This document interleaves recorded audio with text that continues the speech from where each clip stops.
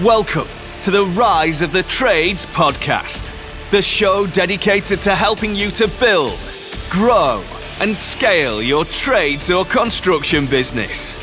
All rise for your host, Craig Wilkinson. Welcome to this week's episode of the Rise of the Trades podcast, where we help trades and construction business owners to skyrocket leads, explode net profits without having to graft 60 hours a week and becoming that busy fool. In this episode, I'm going to be sharing with you my honest experience and the 10 brutal mindset lessons that I've just learned by completing Ant Middleton's Special Forces training camp in the Lake District, along with my eldest daughter, Emily. An incredible experience that I can honestly say I will never, ever forget. And if you stay tuned until the end of this episode, I'm going to be giving you information on how you and your team can actually join myself, Ant Middleton, Dan and his Special Forces team on a dedicated training camp that we've agreed to put on for our Inner Circle and Growth Club members in May next year. Now, places for this extreme training camp are going to be limited.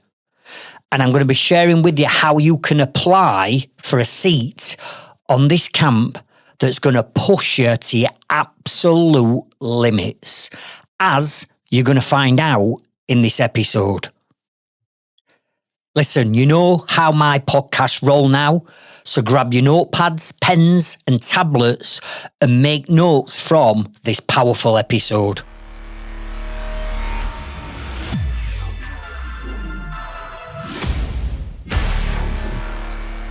Now, I would have thought that most people would know who Ant Middleton is. But for those people who don't, let me just give you a quick rundown.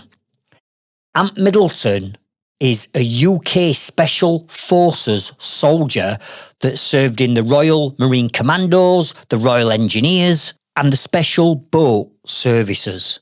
He's written numerous best-selling books such as SAS Who Dares Wins, Cold Justice, The Wall, Red Mist, Military Mindset, and a load more. He's probably best known for him being the chief instructor on Channel 4's television hit series SAS Who Dares Wins. He's also been on other TV shows such as Mutiny and Escape. He's climbed and reached the summit of Mount Everest and K2. And now he's become part of the political arena as he's independently running for the next mayor of London. So whether you're a British Special Forces operative or a TV personality or now politics, you can now see that Ant Middleton is the real deal and is someone that I look up to and respect, mainly down to his bulletproof mindset that is developed by being trained in the British Forces.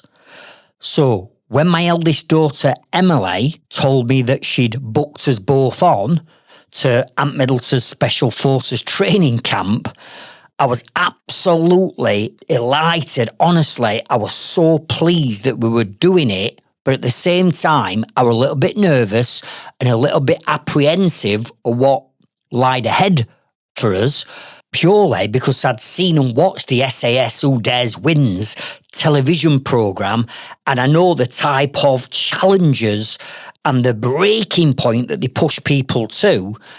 I've got that in the back of my mind. Now, this training camp was taking place in the heart of the Lake District with stunning scenery, huge mountains, incredible freezing cold lakes, underground caves and thick forest. So me and Emily have both almost second guessed the type of challenges that were going to be put to us on this intense special forces training. So on Wednesday last week, we arrived at our camp and were met by Dan. And Dan was the main organiser, the main person who was sharing our missions and our challenges with us. And as well as Dan, we got another 10 special forces operators that were going to be working with us throughout the duration of this camp. So we sat down at these benches underneath a huge tent and were split into 2 teams. Team number 1 were called Delta Team. Team number 2, which me and Emily consists of, was called Charlie Team. Each team consists of 11 people, and once we've been split into as teams, we were then introduced to the main man himself, Ant Middleton, who walked into the tent, introduced himself, and then explained the order of the days and what we would be implementing and doing, but not without going into detail. What they did do is they kept all the detail back from us because a lot of this was going to be a surprise. Now, what I am not going to do in this episode is go through every single mission that we undertook on the camp itself. And the reason being is some of you that will be listening to this episode will be joining us in May. You see, you'll get to the end of this episode and think, I need some of this. I need to push and challenge myself just like you've done, Craig, and I want to join you in May. So what I'm not going to do is tell you every single challenge we did, because that's like giving the game away for those lucky people that managed to get a place on the camp in May next year. What I am going to do is I'm going to explain little bits about what we did to put some context to around the 10 lessons that I actually learned. Now, after Ant's introductions, he made us all line up in his teams, shoulder to shoulder, in order of height. And I thought that we would be in competition with the other team, in other words, with the Delta Team. And as I'm looking at the Delta Team, seriously, there were some big units on that team. Every single one of those 11 was male. The average size, I'd say, was 6 foot and probably 14 stone. Now, I'm looking at this other team thinking, God, if we've got to go up against those as a team, the likelihood is we might struggle. And this is one of my first lessons, the misconception of playing people off, because naturally I'm looking at my team. You've got me, the oldest person there at 55-year-old. We've got 4 females on our team. And I'm not saying for 1 minute that females are any different to men. I'm just painting a picture who were on our team. We got 4 females. We got 2 of the youngest people on our team as well. And then I'm looking across at Delta Team, who were all like big units full of muscles and everything. And I'm thinking, I hope we don't have to go head to head with them. As it materialised, our first exercise within 5 minutes of meeting Ant Middleton was to meet at the bottom and the foot of the hill. And this hill, I am telling you now, is steep. It is muddy. It's full of cowpat. It's full of weeds and thorns. And we're all stood at the bottom. And our first challenge within 5 minutes of landing at that camp was to get to the top of the hill and get back, ideally without walking, without crawling, without stopping. And I'm looking at it and I'm 55 and I'm fit and I'm healthy and I look after myself. And I'm thinking, I can get up this hill. I can do this. But the idea was you've got to get to the top and get back down. And the last person back, you let the team down, right? Nice and easy and straightforward. So we all set off. And I'm telling you now, halfway up this hill, there wasn't one single person running. The hill had got us already. Halfway up, legs burning, out of breath, gasping for breath. Anyway, we got to the top, we got back to the bottom, I came in 9th out of 22, which weren't a bad start. But when we got to the bottom, we were told it weren't good enough and we had to do it again. So we're back up this hill, back down. Nobody could run up. We crawled up, literally jogged back down. I came back in 7th place. Still not good enough. What? Seriously, we've got to go back up again? 3rd time, back up this hill, back down. By the time we got to the bottom, every single one of us is laid out at the bottom of this hill, gasping for breath. We'd only been there 20 minutes. It's like, everybody on your feet. That is just the basic warm-up. And it were at that point I realised what we'd let ourselves in for. Because secretly, some of me's thinking, it's not going to be that bad. Surely they're not going to be getting us to do what they do on the SAS Who Dares Wins TV programme, are they? How wrong was I? Now, for everybody who either follows me or is coached by me, you will know that the number one key to success that I preach and I breed into everyone is mindset. It's as simple as that. And I've got this famous popular phrase that goes like this: the business is never the problem. The problem is always the mindset of the business owner. Let me say it again. The business is never the problem. The problem is always the mindset of the business owner.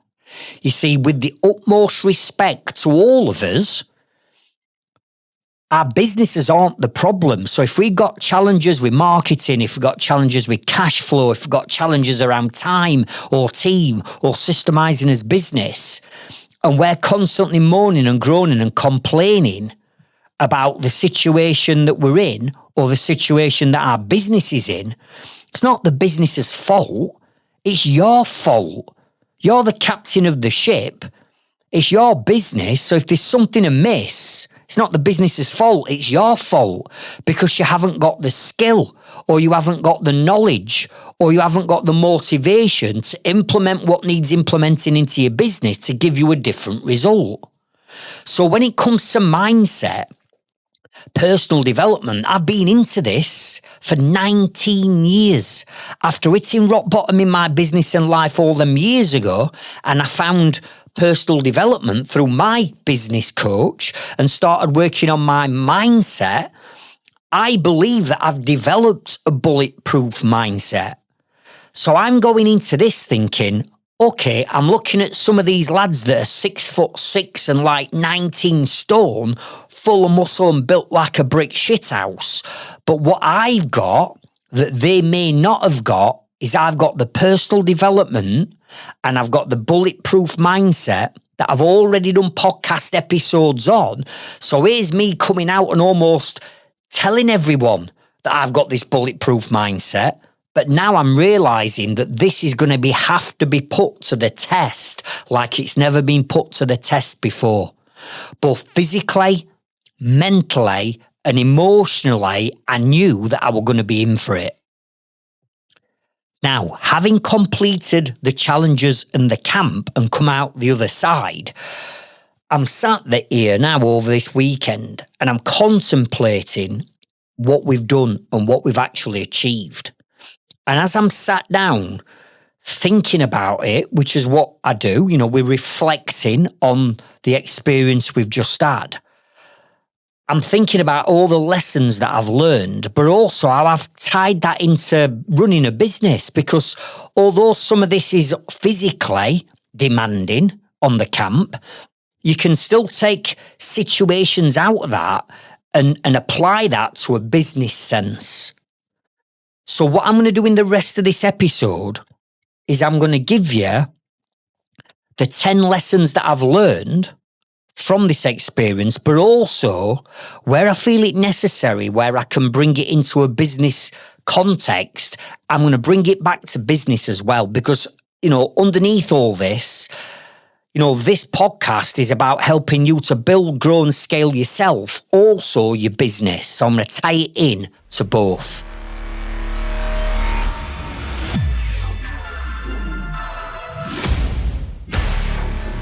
Each day was divided into specific missions and operations that we had to complete. But we had to act and behave as a special forces operator, and we were led by one of Ant's team.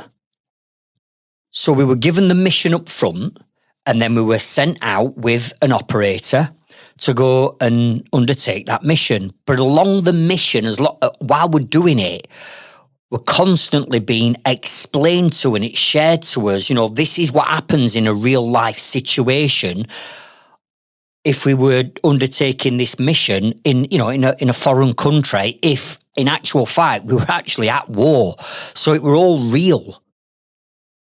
So these learnings that I'm going to give you, the 10 learnings, aren't in any particular order. They've just come to me as I'm reflecting back over the camp on what we did. But again, it's all done in real life scenarios. So the first lesson I want you to write down, lesson number 1, I've called awareness. Awareness. And what I mean by this is, we set off on a particular mission and we're going down these, lanes, and we've got all those backpacks and everything on and all the equipment that we needed to take. And then all of a sudden, our special forces operator told us to get down, and we got hand signals on, what we needed to do and when we needed to do it. And then he came up to us as a group and he went, right, we're on this mission now, so tell me, what have you just seen? And we're like, what? He's like, what have you just seen? We're going into enemy territory. Therefore, what have you just witnessed? What have you just seen? And because none of us were tuned into this awareness, we're like, we didn't see anything. He's like, right, let me tell you now what I've just seen. He said, over there's a woman pushing a pram with a pink jacket on with a kid in that looks like a boy who looks about 2 years old. Over there's a transit van, registration number, whatever it were, make and model. To that side, to the eastern side, there's a car park with 6 vehicles in. There's a stream. There's a road. There's this. there's that. And it's like, wow. Now, you might think, so what? But if you're on a mission, as we were, we've got to have our awareness of everything around us. And we hadn't, we're just business owners that are jogging down this road with all this weight and backpack and his equipment and everything else that we needed to take with us. We're not aware of this. So as soon as he said, come on, if you're going on a mission, anything in life, surely you have to be aware of your surroundings. So lesson number 1 for me was the awareness, because once that were brought to my attention, for the rest of the actual training itself, I'm clocking and looking and watching things around me and registering them in my mind. Now, putting that into a business context of awareness of what's happening around you, I've come back and I'm like, do you know what? Even though I'm laser focused on what I do in business, I'm not 100% laser focused on what's happening around me. I'm not 100% know what's happening with my members. I don't know what's happening 100% with my business direction. I don't understand, and I'm not 100% focused on, systems or numbers or this or my team. And I've come back thinking, although I'm brilliant at this, and I believe I'm the best of the best as it is at the minute, I'm like, come on, Craig, you could do a lot better than this. You could be more aware of this situation or that situation in your business or your life. Are you with me? So learning number 1 is being aware. So what could you, in your business, what do you need to get more aware of? Because sometimes it's like we're on a treadmill, we're on an hamster wheel, and it's Groundhog Day and everything's just going round and round and round and round. And we're not fully aware of the situation, positive or negative, that's happening around us. And if we were, and we clocked it, then we might make different decisions. So our special forces operator said, right, I want you to pop your head above this wall now, and we've got to get from this point to that point without anybody seeing us, without being detected. So we had to have a plan and formulate a plan how we were going to get from point A to point B. Same in business. If you're at point A and you want to get to point B and you're not aware of things happening around you, the likelihood is you're going to come across some challenges or you're going to make some mistakes. Lesson number 2, I'm calling teamwork. I want you to write down teamwork. And the reason why I'm saying this is we started off that first morning as a group of 11 strangers, all in it for ourselves. But it became very apparent 2 or 3 hours into our first mission that we got strong leaders in the group, and we probably got some weaker leaders. We got people with different skill sets. One of them being a physical skill set. We got people that were fitter than other people. So having been out on the mission for the best part of 3 to 4 hours and had to jog for miles with weight on and equipment across terrain that we wouldn't normally be used to running across with boots on, and then having to climb up a mountain along with doing things like abseiling and learning new skills, we then got to a point where we had to do another run, another jog. But this time we had to pick up the pace because behind us, we got enemy forces that were closing in on us. So now we're knackered. And now we've got to pick up the pace. And now jogging with all this equipment on is not good enough because we're going to get caught. So we've got to pick up the pace as we're running through these woods. And it's apparent at that point where I'm legging it and I'm pegging it and I got people in front of me. I weren't the fittest. I got people in front of me, but I'm looking round and I've got people falling way behind. And one of the learnings of the day was you don't leave anyone behind. You can't leave anyone behind because if they get captured and then they spill the beans or locations or give information, the whole group is screwed. Are you with me? So you can't leave anyone behind. So I'm like, whoa, hang on a minute, hang on. Listen, come back. We can't leave people behind. So we need a plan of what we're going to do for the people that were, let's say, not as fit to bring them up to our speed. What could we do? Could we carry them? Could we link arms? What did we need to do? And I'm not going to give the game away what we did, but we formulated a plan as a team to not leave anyone behind. And that was on day one. We've got obviously future missions on different days. So we made a pact that nobody in our team, no matter how fit they were or not, nobody gets left behind. So the teamwork side of it, as the days played out, become more and more apparent because we realised that different people had got different skill sets that we had to use and pull on at different times. So having that team and getting to understand each other and getting to work out what everybody's strengths and weaknesses were, right on day one, played us in good stead moving forward because then we all knew what we could pull into or tap into in terms of skill set. So lesson number 2 is teamwork, right? Now, how can you put this into a business perspective? Because to build and grow and scale a business, you're going to need a team. And that team has all got to be pulling in the same direction. And if you've not shared your vision and your mission of where your business is going with your team, then how is your team supposed to help you get to somewhere where they don't know exists? They're not going to do it, are they?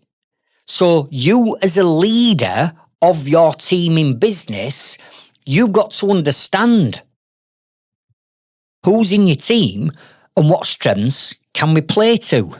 And it's up to you as the leader to spot any of your team, employed members of staff, maybe subcontractors that might be struggling. And I'm not just talking about struggling work-wise and being able to be capable of doing what they do for a job. I'm on about what's going off behind the scenes at home. They might be having a tough time at home for whatever reason. And it might just mean that you as the leader have got to spot an eye like this and be that friendly person and put your arm around that person's shoulder and pull them to one side and find out what's going off. What are they struggling with? What help do they need? And if you don't give your team a voice, they're not going to tell you what's going off. They're not going to tell you why they've made that mistake. They're not going to tell you why they've upset the customer. They're not going to tell you why they're feeling a bit down in dumps, because you've never given them a voice to allow them to talk to you.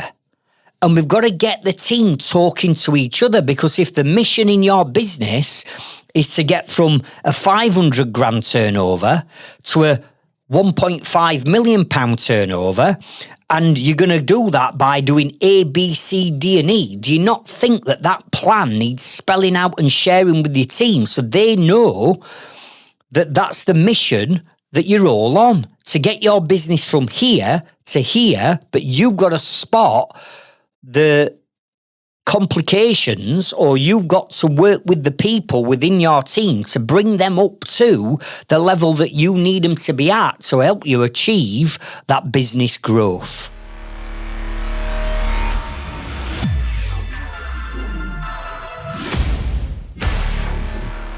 Lesson number 3 I've called playing to your strengths. Playing to your strengths. And what I mean by this is, and this was my first sort of like realization, that looking at people and judging people the way in which I did in the morning was incorrect. It was wrong. And what I mean by that is, when we looked at Delta Team, we looked at them, all big units, all big lads, the type of people that you'd think you'd need on your side if you're going into battle or into war, right?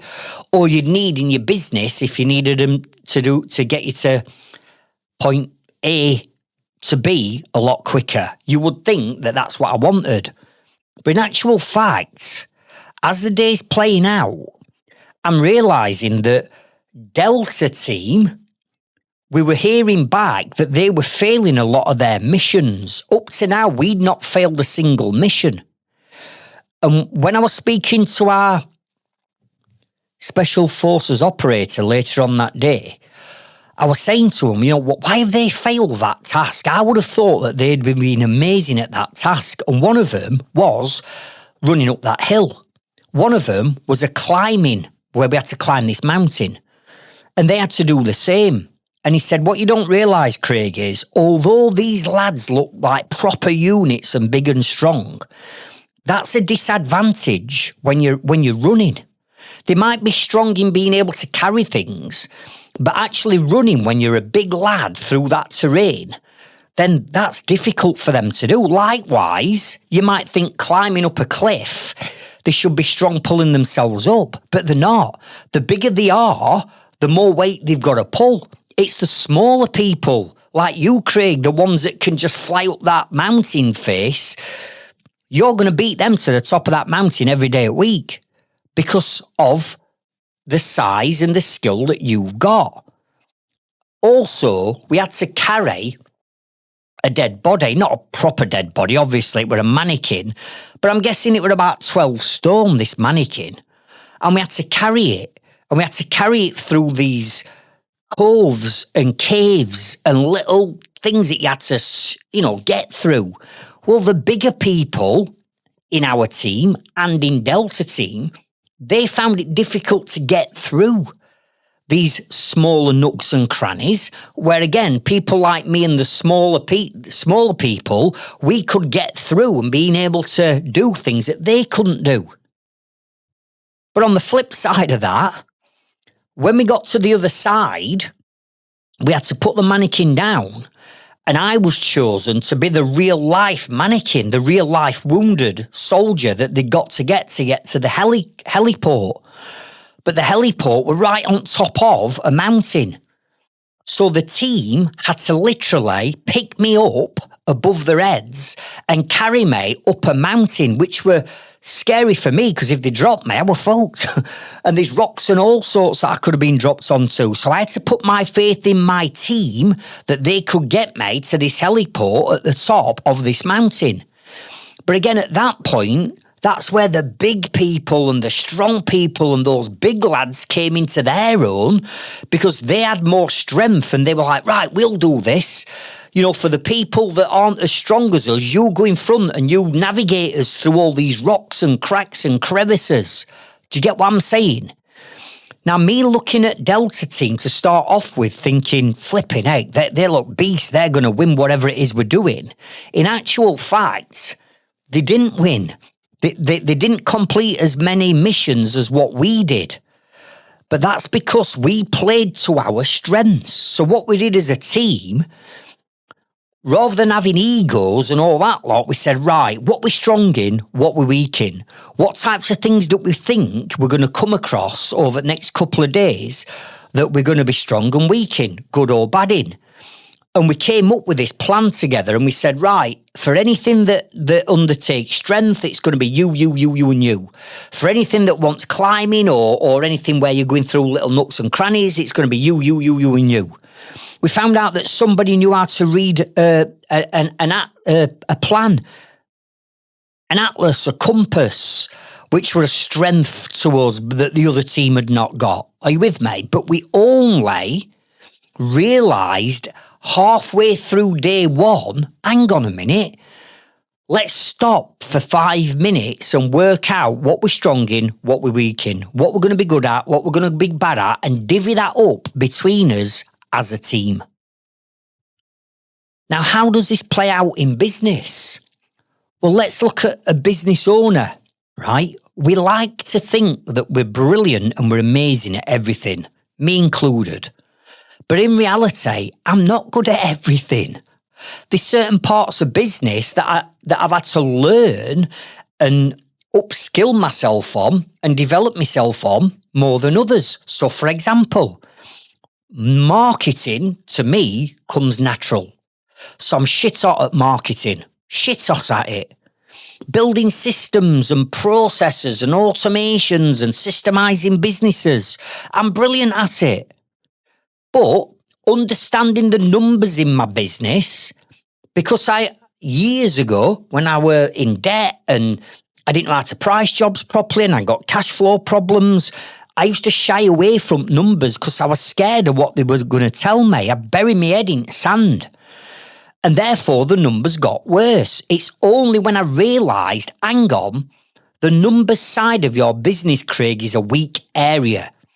So you've got to push through your limiting beliefs and push through your comfort zone. And you've got to learn how to price jobs correctly. You've got to learn about gross profit, net profit, balance sheets, break-even figures, profit and loss. You've got to learn, or otherwise it's going to get worse. So even though I didn't necessarily enjoy doing it, I had to do it and upskill myself and bring the cash and finance side of my business up to the same level as what I was when it came to, let's say, marketing. And what we do as business owners, we look at other businesses and we go, oh, they're brilliant at that. Let's say marketing. They're all over the video marketing. They've got landing pages. They've got ads running. They've got an amazing website. I ain't got any of that. And what we all start to do then is we start to compare. We start to compare that their business is better than ours because of A, B, and C. But it might be just that they've hit a part of their business that they really are natural and gravitate to, i.e. marketing, and you're not. But you might be a better people person and be better at employing people and be better at building teams than the other company. So what we've got to stop doing is comparing ourselves to others, because naturally everybody's going to have a superhero skill or power that they've got that might be different to yours. But again, what I've learned from lesson 3, playing to your strengths, is this. If you do not have that particular strength, that's okay. None of us are perfect, but what we have to do as a business is if we know we're weak in a certain area, we've got 2 options. Number 1, we've got to go and learn it ourselves. Or number 2, we bring somebody else into the business that's got that skill that we're weak in. So for example, if you are weak at numbers and you don't know how to price jobs and work out your gross margins, your net margins and everything else that I talk about, if you don't want to necessarily do it yourself, go and find a brilliant accountant or a brilliant bookkeeper and bring them into your business as part of your team. Do you get me? Lesson number 4, I've wrote down conquering fear. Conquering fear. Now, everybody has got different things that they're scared of and fearful of, me included. And I'll tell you what my 3 was. Number 1, squeezing into dark little holes or crevices. In other words, confined spaces. The thought of being trapped underground in a confined space, pitch black, and not knowing how to get out just panics the hell out of me. Number 2, heights. Believe it or not, even though I had a loft conversion business and I worked on top of roofs and dormers, that's okay, you're not that high up. But real heights, the thought of doing a skydive or a bungee jump just terrifies me. And the 3rd one is water. And it's not necessarily that I'm scared of water. It's just that I have a challenge and I have a problem with my ears and I have pressure problems. So, for example, when I go on holiday, even if I'm swimming with my kids or my grandkids in pool, if I put my head under water in a swimming pool for literally 3 or 4 seconds, the pressure of the pool plays havoc with my ears. And I'm literally tone deaf. I can't hear anything until I get my ears syringed, right? So the thought of going underwater and having that happen to me where I'm going to go deaf and then I've got to go and have my ears syringed just to get my hearing back, it scares me. So I came into this challenge knowing that I don't want to go underground, I don't want to do anything at height, and I certainly don't want to do anything in water. But come on, when you've watched the programme and the series on telly, you'll know that you're going to have to do that. So deep down inside of me, all along, I was fearful that this is going to crop up and how am I going to deal with it? What am I going to do? Now, Ant, who's with you throughout all this, talks to you about a bubble. And he's got this thing that he calls a fear bubble. And it's in a lot of his books that he talks about. Or if you go and see him, on stage on one of his tours, which I've been to see him in Sheffield City Hall before, he talks about this fear bubble.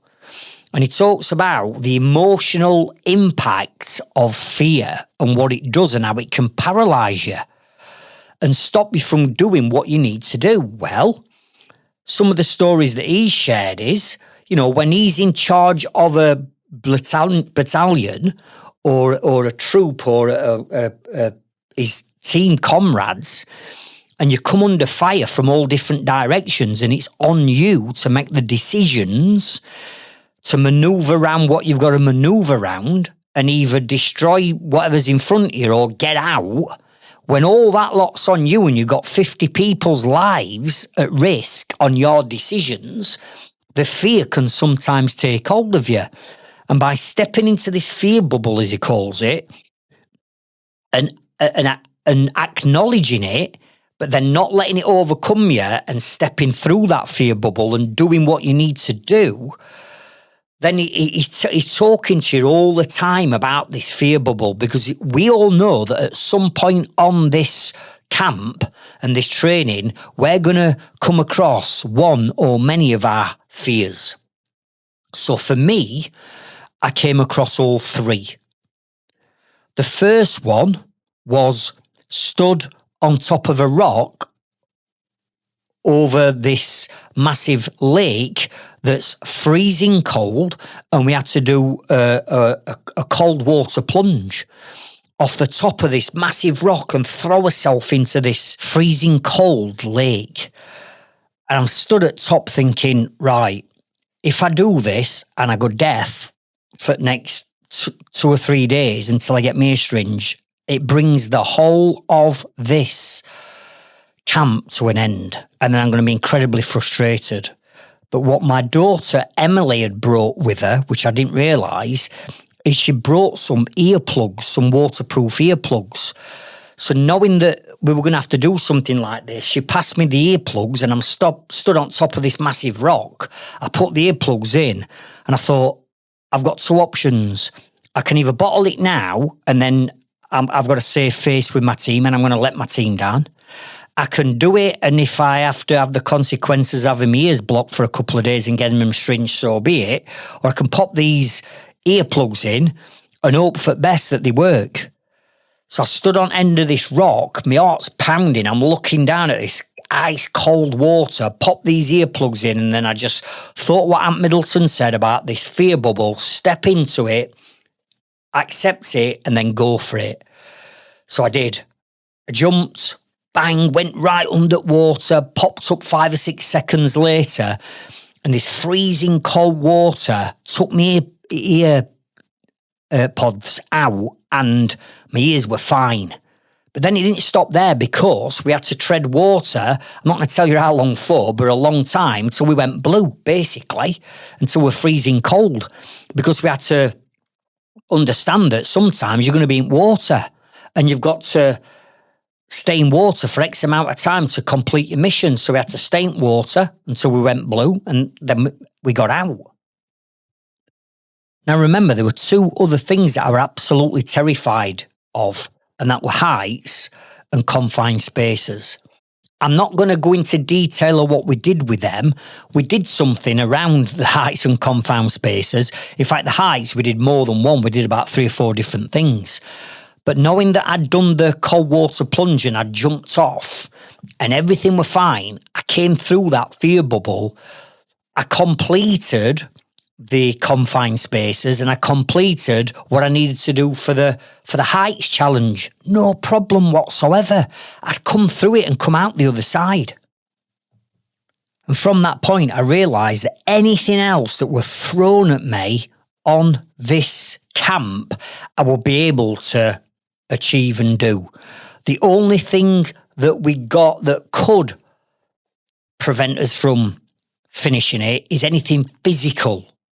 Because, you know, you're relying on your body then, aren't you, and your fitness. But anything else, the fear side of it, I'm like, I've conquered this. I've done these 3 things.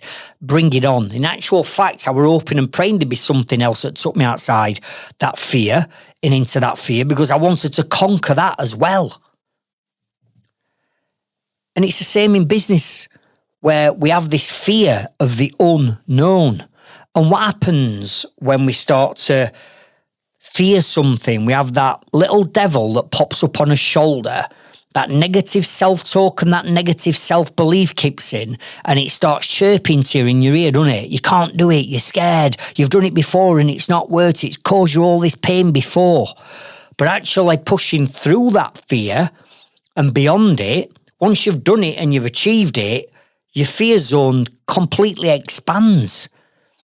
And what they say is, fear stands for false expectations appearing real. Because when we are fearing something, it's basically a thought process that we're having in our minds. And naturally, we're gravitating towards the survival side of our brain, the negative side of our brain. And that's what the fear is. It's just false expectations appearing real. How do you know that this fear is going to even happen? And people say, yeah, but if I do this, Craig, if I spend 5 grand, 10 grand on a website and it doesn't generate me leads, what happens if I go and take this bank loan out or this overdraft to fund my business growth and I haven't got the money to pay it back? What happens if I take that extra fitter or engineer on and then get a van and tools and increase my overheads and I can't keep enough work coming in for that person? What if? And it's like, yeah, I get that. But the false expectations are appearing real to you now because that's what you're focusing on. Instead of saying to yourself, what if it doesn't work or what if it does go wrong? Ask yourself the question, well, what happens when it does work? What level is it going to push my business to then? When I do invest into that website and it does generate me an avalanche of profitable vetted leads, what's going to happen then? When I do take that overdraft or that bank loan on to scale and grow my business to that next level, what's going to happen then? When I do take that extra fitter on and I can keep them busy all the time and they're making me more profit, what are all the positives? What are all the benefits of pushing through that fear and getting to that point? And here's the thing in business. Too many people are holding themselves back and they're not pushing through because the fear of the unknown is preventing them from growing. Well, if this is you and you're stuck at a certain stage or level in your business, if you're stagnant, you're not growing. You're actually going backwards because while ever you're sat there in that little comfort bubble, not wanting to push through the fear, you've got my inner circle members and my growth club members that are pushing through, and all of a sudden you're playing catch up to them because they're steaming forward because they are prepared to burst that fear bubble. You see what I'm saying?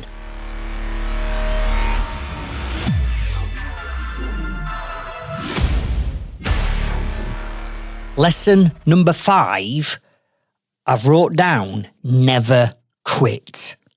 Never quit. And this is something that I talk about all the time anyway. Over the years I've been in business, the amount of times I've wanted to throw in the towel and just pack it all in and just go and get a job and an easy life, but I didn't. For whatever reason, I continued and I got to where I wanted to be in my business and in my life. So when it comes to never quitting on this camp, let me share with you what happened. At the end of day 1, we'd done that much, honestly. I mean, if you think you can go to the gym and have a good 1 hour session, imagine having a good 1 hour session, put it on steroids and times that by about 10 hours, right? So at the end of day 1, having got to the top of this mountain and then had to go back down the other side that was steeper than the way in which we came up, I decided that the best way down this mountain would be to almost go down sideways, because walking down face first would have been too steep. I wouldn't have been able to keep my balance if I'd have fell forward, and it were rocky as hell. And with it being wet, all these rocks were slippy. So every time I put my foot onto a rock and my weight were over the top of me, I was slipping. So what I decided to do is turn sideways on and go down the mountain, sort of like sideways on, leading with my right leg. By the time I got to the bottom of the mountain, my right knee was throbbing. And I could tell, I thought, I've tweaked something here coming down that hill. But that's because I'd led with my right leg and I'm pounding downhill, and every step down was impacting on my knee because I was side on. But then when we got to the bottom of the hill, we had about a 3-mile run back to camp. And when we got back to camp, the challenge and mission had not stopped. It continued beyond that.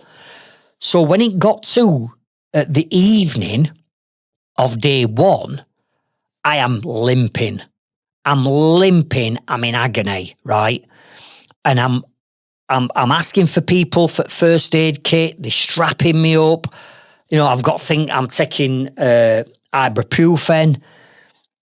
I've got deep heat on my knee. I've got it strapped up and it's throbbing. And I'm like, this is going to scupper me tomorrow. I can't believe it. I've survived the water with my ears, but now my knee's going to pack in. Anyway, we got up that next morning and the team there, The Special Forces operators and their first aid team were absolutely brilliant. Dan and Paul were brilliant. So in the morning, we got up early and we had to do some exercise, let's say, in a field, but I was limping. And they pulled me to one side and said, look, you can't do this because we know what Ant's going to get them to do, and this is going to break your knee. And I'm like, no, don't pull me out. Don't pull me out. I've got to finish it. I'll do whatever I need to do. Just don't pull me out of this camp. And they're like, we're not. But what we need to do is we need to do some work on your knee. We need to get it strapped up correctly. We need you to be doing this, and this. I'm like, right, just do what you need to do. So they strapped all my leg up, right? I mean, like beyond tight, because they knew what was coming on day 2. I didn't know what were coming, but they did. So after my team had been absolutely beasted at daft o'clock in the morning on this field and were absolutely exhausted before we'd even started, they were fearing for me because they were coming up to me. My daughter came up to me and she went, Dad, are you going to be all right or what? What are you going to be able to do it? And I'm like, listen, I am not quitting. I'm not coming on this and quitting at the end of day 1 because of my knee. Whatever I have to do today, I'm going to do. And all my team, and this is what I mean about playing to your strengths, they're all like, right, Craig, whatever we need to do to get you through today, if we've got to carry you up hills, whatever we need to do, you will get through today. And that boost of confidence that I needed from my team, I knew they got me back. So I got strapped up and I'm limping and I'm hobbling and they're having to wait for me. But then we've got the pack that they don't leave anyone behind. So they're linking my arms and they're dragging me. They're having to drag me. Instead of me running, they're dragging me.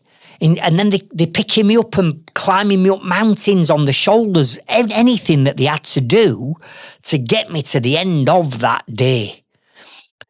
And as we were doing the mission throughout the day, which included more water, it included a lot of heights, right?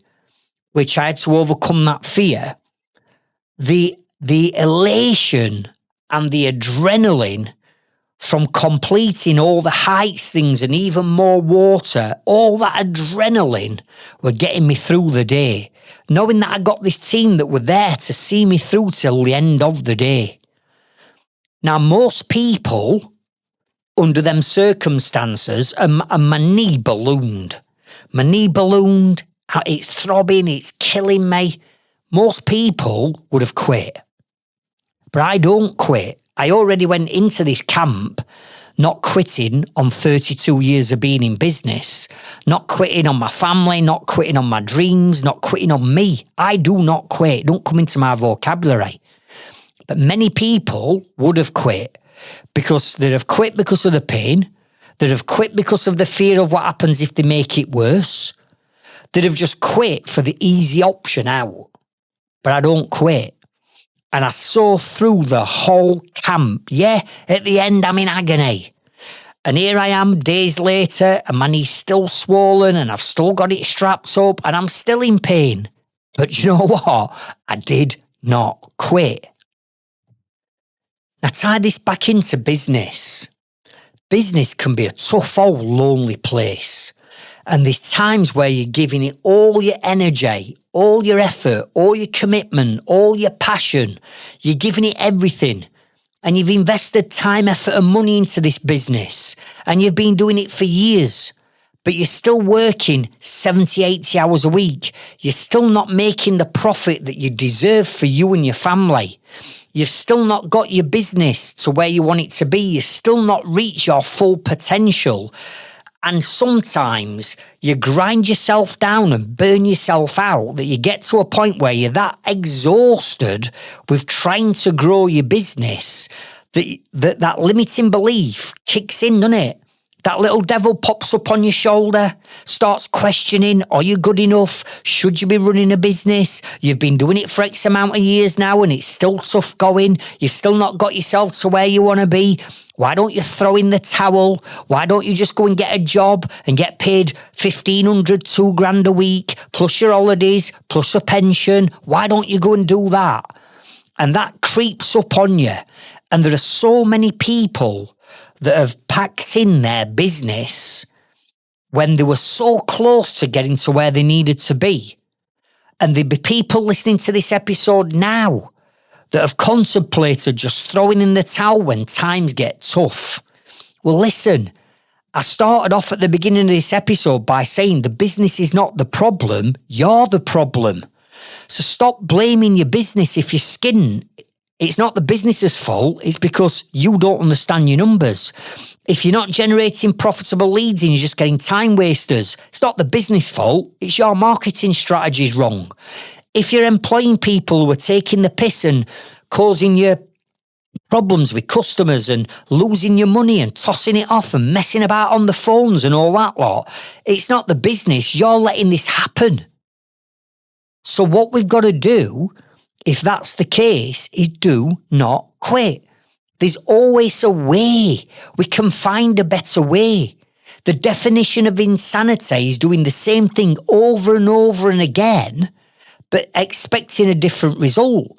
Well, listen, if what you're doing now in your business, for whatever reason, is not working, even if you're putting the effort and the commitment in, it's not working, it's not the business, it's you and the strategy that you're bringing to the business that needs to change. And just like me, all that needed to change for me is what I was doing weren't working. I needed first aid. I needed to get it strapped up professionally. I needed my team to help me through and get me through that camp. And they did. I changed my approach to get through. It's the same in business. You've got to change your approach to how you're running your business. More strategies, better skills, new knowledge, more motivation, accountability. It's all that you need to bring. But ultimately, we do not quit. Lesson number 6 is smash that comfort zone. And that's exactly what we had to do on this camp. Listen, you don't go into a special elite operators SAS style training camp knowing that you're not going to get pushed outside your comfort zone. You've got to. But while ever we're sat under our comfort zone and our comfort blanket is wrapped around our shoulders, which many of you will be, you'll be pushing yourself, I get that, but you're pushing yourself still with a comfort blanket around you. What I say is, get that comfort blanket, screw it up and throw it in escape. All the mindset and personal development training I do starts with get rid of that comfort blanket and expose yourself. Because while ever you're sat underneath your little comfort blanket where it's nice and warm and cosy and nothing can hurt you and everything's going according to plan and you're plodding on, while ever you're underneath that comfort blanket, the magic isn't happening. The magic happens outside of your comfort zone. So coming into this process, I knew that I would have to face some fears, which I did, and push through and come out of the other side and push through that comfort zone. And as I've looked back now, the whole training was taking me outside my comfort zone. I mean, everything from just going in the first place and leaving home to go and do it. Everything from being in competition with this other team that all look like sort of like big, strong beasts and units. That was taking me outside my comfort zone. Having to work with a team of strangers were taking me outside my comfort zone. Having to overcome my fears were taking me outside my comfort zone. Having to work and expose myself to other people and my weaknesses to other people, because I'm a proud man. I don't want to share my weaknesses, but I had to do that. That took me outside my comfort zone. Rubbing shoulders with Ant Middleton and his elite team took me outside my comfort zone. Literally just camping in the middle of a field, freezing cold in a sleeping bag in a tent took me outside my comfort zone. Getting up at daft o'clock and being woken up at late at night to go and do some late night exercise in a field took me outside my comfort zone. Do you get what I'm saying? Everything that we did on that day, throughout each of the days we were on that camp, everything we did was designed to take you outside your comfort zone. The whole lot was. This just wasn't one thing that I had to do that were going to take me outside it. Everything, the whole lot did it. Now think about this as a business. How many times do you take your side outside your comfort zone daily? I mean, come on, how many of you take you outside your comfort zones every month? Or every fortnight? Or every week? Never mind, every day. So over the course of this camp, I bet we were took outside as comfort zones 50, 60, 70 times. But in doing so, it's grown us. And now I'm sat here as I record this episode and I feel like I'm unstoppable. Nothing can stop me because up to now, I've conquered my fears. I've stepped outside my comfort zone. I'm motivated to high hell and I'm already a driven person. It's like I'm 10 men possessed as I feel at the minute. But that's because I've been pushed outside that comfort zone and I were forced to leave the blanket behind. So how many times do you step outside your comfort zone? Ask yourself, how many times a week do you do it? You might do it once if you're lucky. Is that going to be enough to get you and your business to the level that you want to get it to? Getting outside your comfort zone once a week? Come on. You can do better than that. How can we take ourselves outside his comfort zone every single day? And, a prime example of this is when people come on my inner circle and they go, Craig, I know your marketing strategies work and I know that you're going to get me wanting me to shoot videos, right? Video reels, how-to videos, customer testimonial videos. Craig, I don't like shooting videos. I don't like the way I look. I don't like the way I sound. My mates are going to take piss out of me if they see me on a video. I mean, come on, for fuck's sake. All I'm asking you to do is shoot a video. I'm not asking you to throw yourself cold water plunging off top of a rock into a freezing cold lake and then tread water till you go blue, knowing the fact that you might go deaf for 2 or 3 days. I'm not asking you to do that. I'm asking you to press record on a fucking video. But still, some of us can't do that.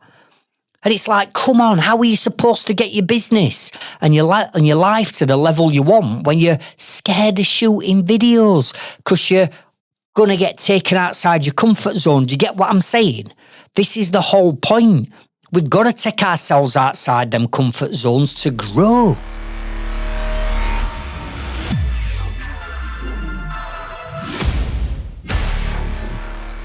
Lesson number 7 is trust in other people. And what I mean by this is some of the challenges that we had to do as part of the mission, I've already said, took every single one of us outside our comfort zones to burst through that fear bubble. One of mine is, as I've said, is heights.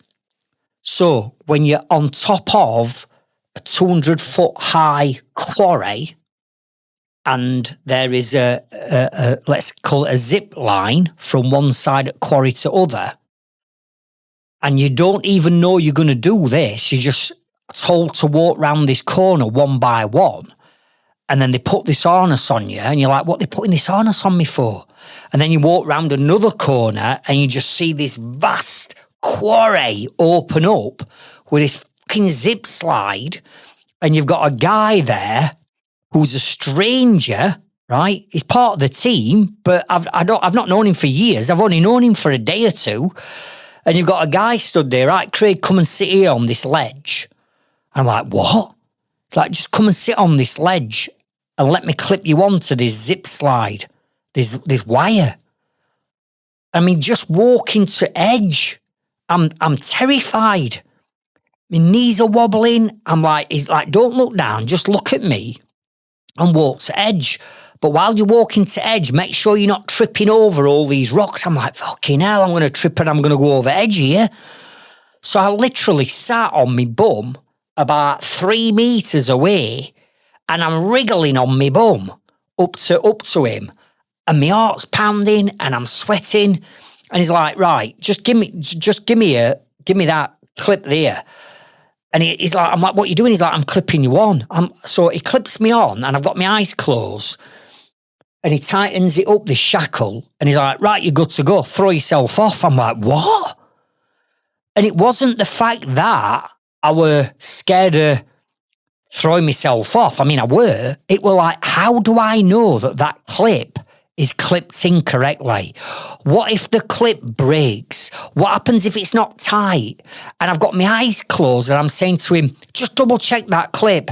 He's like, I've double checked it. It's fine. Go for it. He says, I throw people out of aeroplanes at 20,000 feet. You're fine. And I'm sat there and he's like, Craig, think of the bubble that Ant talks about. Let's bring yourself to up yourself to me. It's clipped on. You can trust me. I'm part of your team. In the military, we have to put trust in our team and not just put trust in each other. You have got to put trust in me. I'm like, I do trust you, but I don't know you from Adam. And he's like, listen, I've been doing this for 25 years.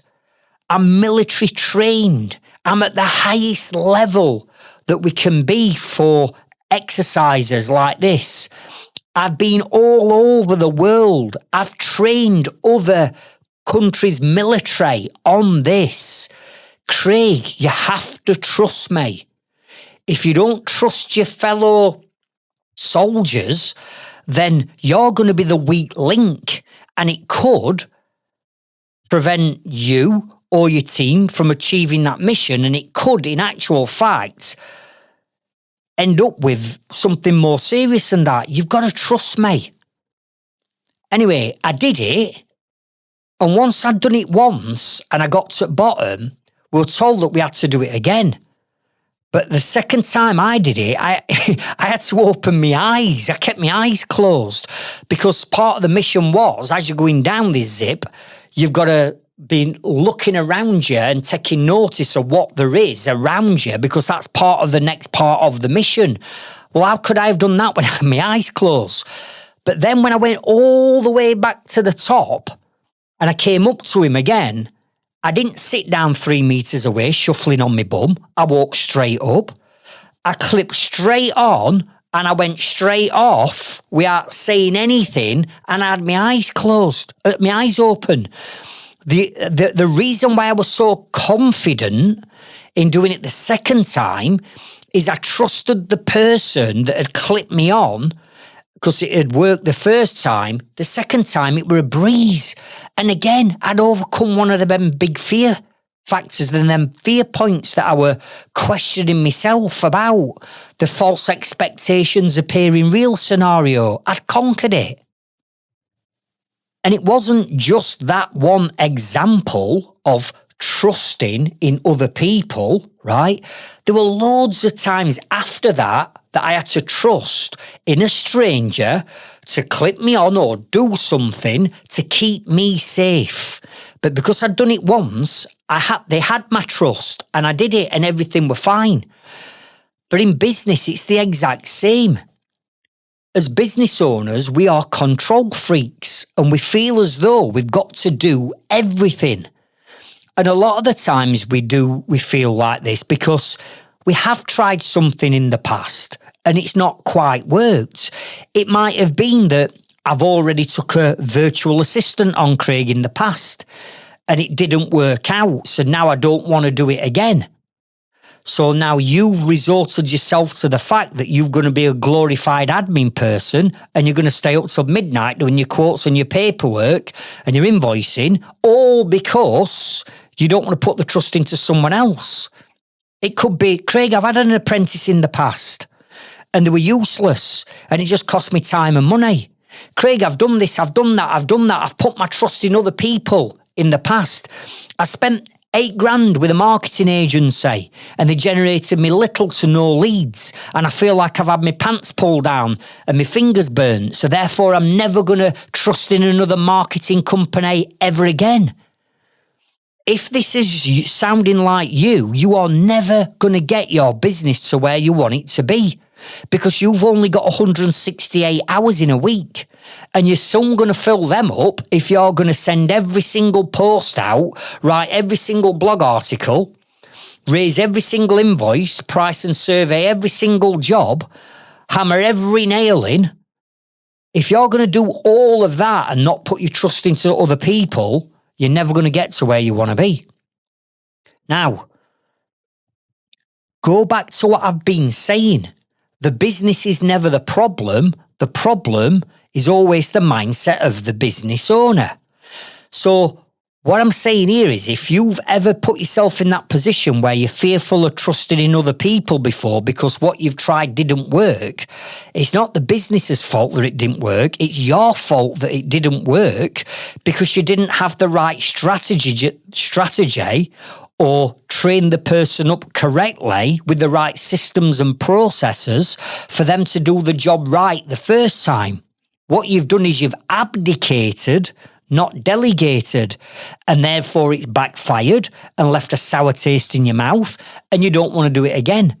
Well, you're never going to get to where you're going to be if you don't put trust in other people. Lesson number 8, I want you to write down the word relationships.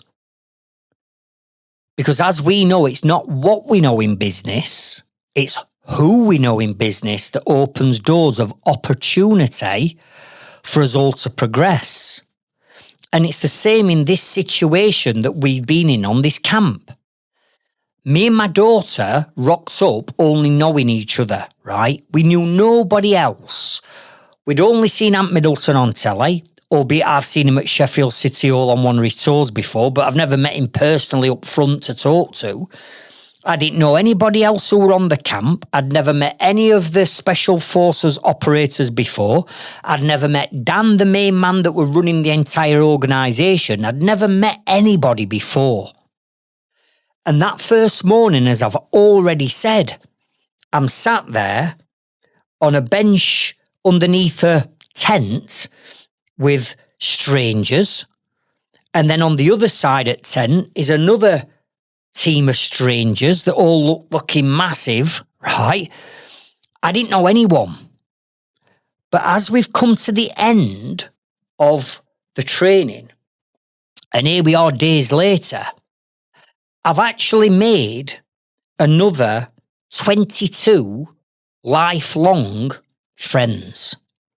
11 of them mainly in my team.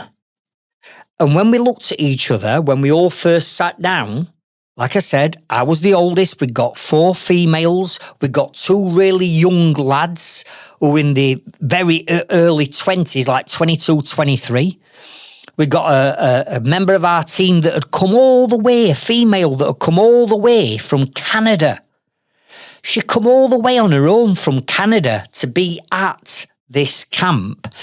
And the other 2 guys that were on our team, Charlie team, they come all the way from Belgium. It had took them 4 train rides through and out of Belgium to get to London, then at Ant Eurostar through France. Then they got up from London on train to Windermere on train. These have come all the way from Belgium. So we got 2 lads from Belgium, a lady from Canada. We got young people. You got me, the oldest. We got male and female. You couldn't have put a more of a mixed match set of people together. And for that first hour, it showed. Because as we're running up and down that hill that Ant sent us up and down 3 times, where we were absolutely wrecked at the bottom, none of us knew each other. But by the time we come to the end of the actual camp, we created such a friendship and such a unit for all the other lessons that I've just shared with you now, because without each and every one of us, we wouldn't have seen it through. So we got like a special camaraderie between us. When we finished, we set up a WhatsApp group. We've started sharing all our photos and videos and all our wins, and we're going to use the WhatsApp group as an accountability group moving forward. We've said that the lady in Canada, we'd all like to go to Canada and do something like this in Canada. The two lads that came over from Belgium, we've said we'd like to do the same. We'll come to you. So we've already set the ball in motion on keeping each other accountable. And these were strangers that I never even knew. But that relationship of working together and pulling together and helping each other has seen us through. And then on top of that, I've now got a good relationship with all of the Special Forces operators. I know more by first name. We had a right good crack. Without the lads like Paul and Dan that patched me up, my leg, I wouldn't have seen it through. So I've got a great relationship with them. I've also got a fantastic relationship with Ant Middleton himself, whereby we've had conversations at the end of the camp about putting on a special camp just for Inner Circle and Grove Club members of the Trades Freedom Club. And they've said that they're going to do it. I mean, what an unbelievable experience this is going to be.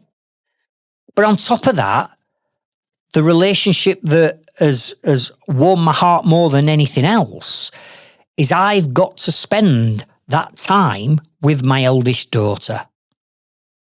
I'm 55 and my daughter's 33, and we still hang out with each other now.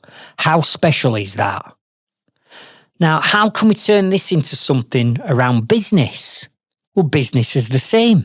It's all about building relationships. It's not what you know, it's who you know in business.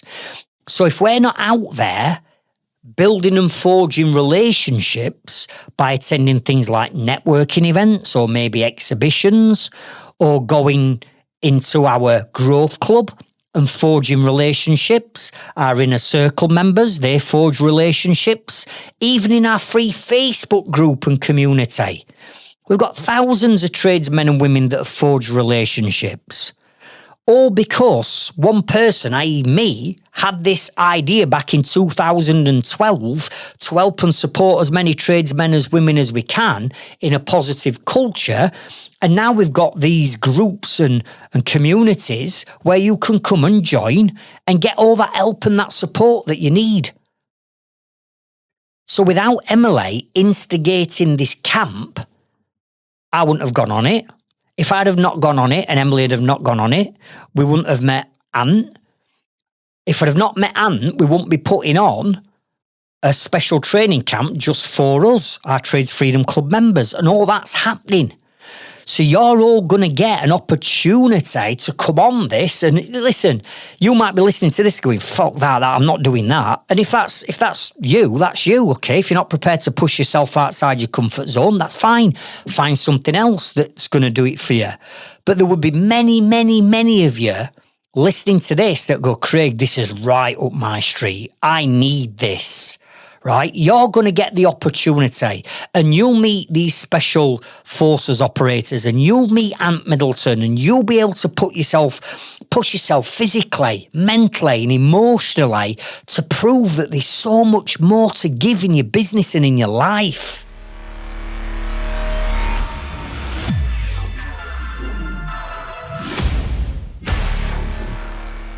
Lesson number 9. Write down the word motivation.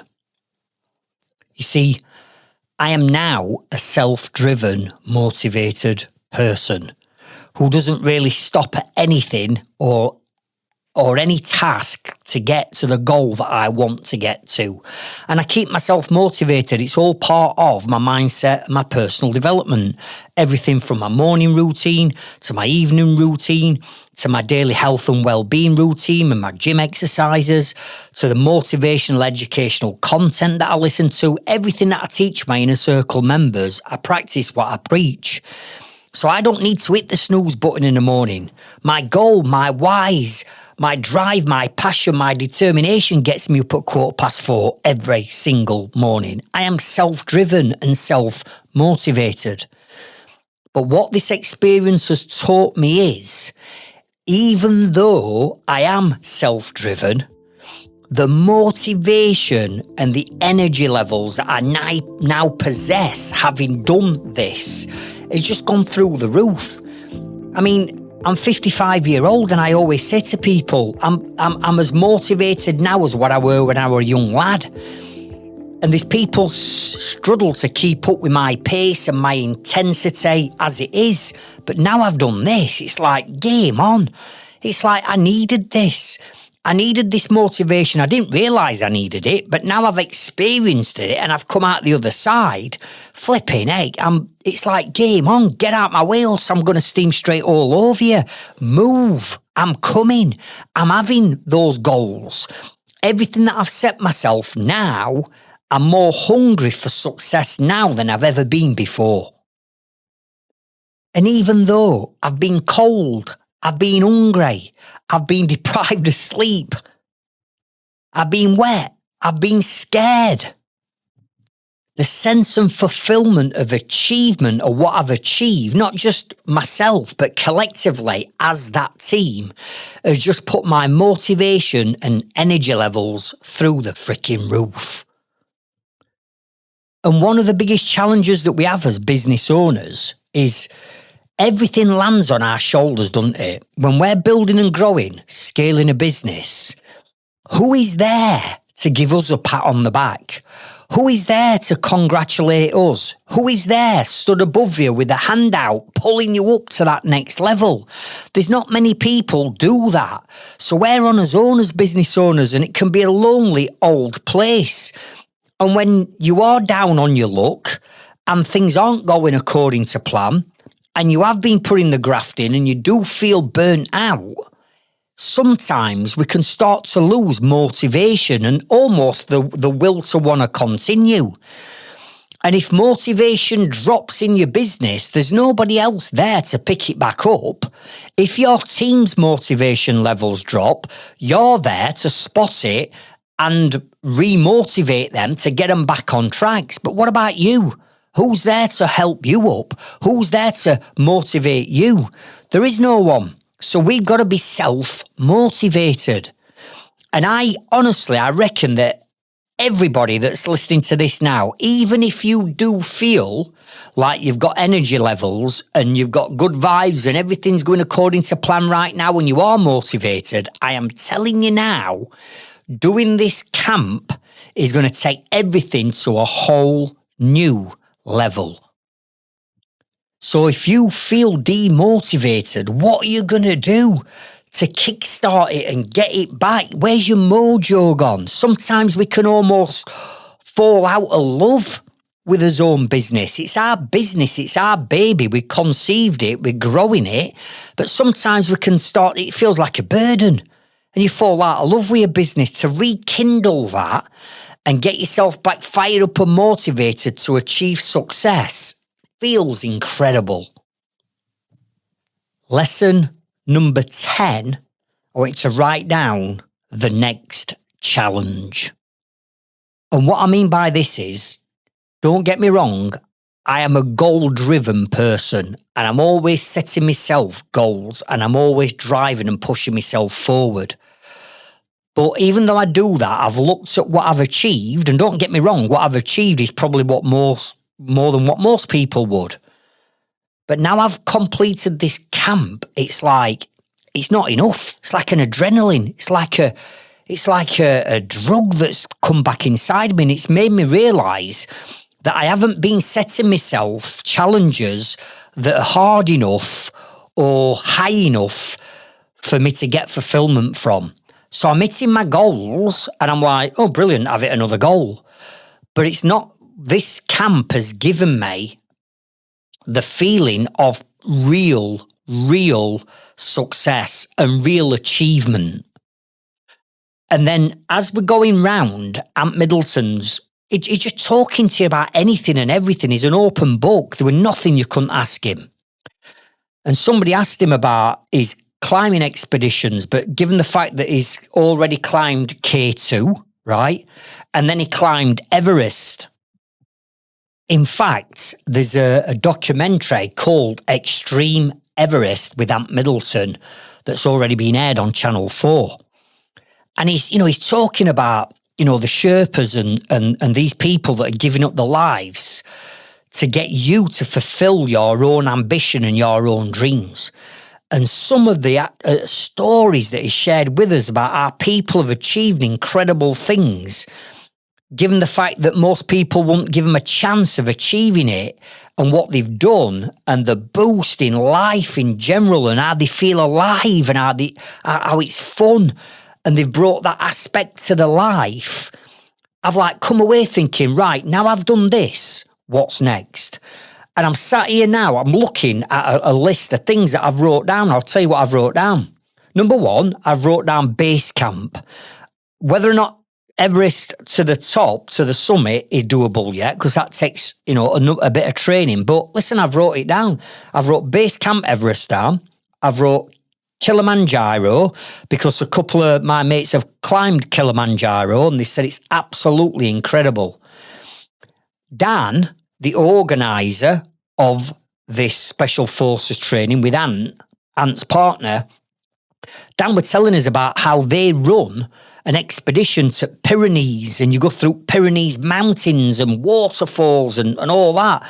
And I've already spoken to Dan about this trip. There's 15 people go on it. It's 4 days to Pyrenees. Listen, I'm seriously considering it. Then I've even wrote down high rocks. I'm fit and I'm healthy. I'm, 55-year-olds, I keep saying, and I'm probably fit and healthier than most 55-year-olds, but I'm thinking, right, high rocks, that's going to push me to a whole new level. Even things like Tough Mudder, right? Things like that are going to set me alive and on fire inside. And that's what we want to feel, innit? We don't want to feel like every day's Groundhog Day, like we're just going through the motions. Life's too short. There's so many things that we've got available that we can achieve, but for whatever reason, we blame time, we blame money, we're not fit enough. It's, the circumstances and personal circumstances aren't quite right now. Listen, they never will be, will they? Let's face it. So for me, it's right. I've done this. I can feel what it's given me. What's next? What's the next challenge? And I'm telling you now, within next week or two, I will have got something, one of these books, and it'll be on my bucket list, and I'm into it, and I'm training for it. And therefore, because I set it as a goal and I'm training towards it, I've got something to look forward to. I've got something and maybe somebody to hold me accountable for making sure that I do the training to get there. I'm working towards a new challenge. So if I were to say to you now, right, what is one of your bucket list challenges? What are you setting yourself up for? What are you focusing on? What are you training towards? What are you gearing up for that's going to give you fulfillment and enjoyment in life? What would you tell me now? Because I'm guessing for most people, it's like, well, I'm not. Well, how's that going to set you alight inside? It's not, is it? So come on, what's the next big challenge? In fact, in the next chapter we're coming on to, I'm going to share with you what your next big challenge could be.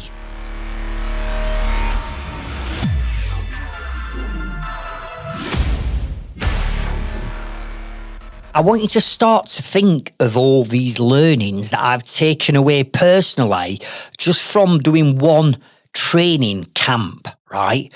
There's so much I've learned. There's so much knowledge, there's so much motivation, new people, new relationships, breaking through fear, comfort zones. All that lot has come from me making the decision to do this training camp. Now, when we came back on Friday, I was that elated with what we'd done. I put a post into our Facebook group. I also put a post into all our inner circle private WhatsApp groups. And I also put a post into our Growth Club community. And I just shared what we'd been up to. And I said, if I could pull this together for us, the Trades Freedom Club, if I could pull this together and get a training camp put on and get Ant Middleton back over here in UK just for us, who'd be interested in doing the training camp. And straight away, our Facebook group lit up, our WhatsApp groups on Inner Circle lit up, and so did our Growth Club. So I know that there's interest from some of you in doing this. Now, the next training camp, write these dates down, because this is now confirmed with Dan and Ant. It's all done and dusted. The next dates are as follows: the 18th, 19th and 20th of May next year. Now, at the time of recording this episode, it's Monday the 27th of October. So we've got plenty of time in the lead up to it. However, I know for a fact that when we release the link for people to go and secure their spot for it, the 30 places, well, we haven't got 30 actually, we've got 29 because I'm having one because I'm redoing it. So we've got 29 places on this unbelievable elite special forces training. Now, what I'm going to be doing is over the course of the next couple of weeks for our Inner Circle members and Growth Club members only, what I'm going to do is I'm going to put a Zoom on where anybody who's interested in finding out more about what it entails and what it is and how it all comes together, I'm going to invite you onto Zoom. I'll explain it all in a oneer, so I'm not having to repeat myself 50 times. And then what I'll do is I'll be sharing a link for you to go and book your place.